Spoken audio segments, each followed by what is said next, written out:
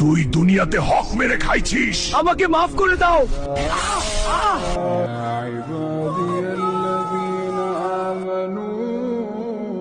এখানে জায়গা জমি কতটুকু আছে ভাগ কর, আমারটা আমি নিয়ে যাই। ভাইয়া, বাবা তো মাত্র 2 দিন হলো মারা গেছে, এখনই জায়গায় জমি ভাগ করব, কি বলেন এসব?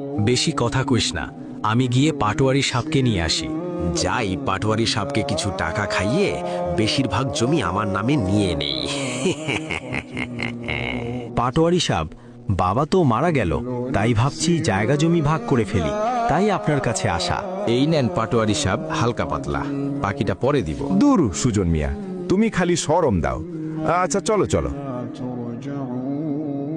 পাটোয়ারি সাপকে নিয়ে এসেছি। রাজু, তোমার বাবা মরার আগে আমাকে বলছে তোমাদের জায়গা জমি যাতে আমি ভাগ করি দিই। এই নে, এখানে একটা সই দে। এটা কি ভাইয়া? এখানে তো সব জমি আপনার নামে লেখা আছে। ভাইয়া,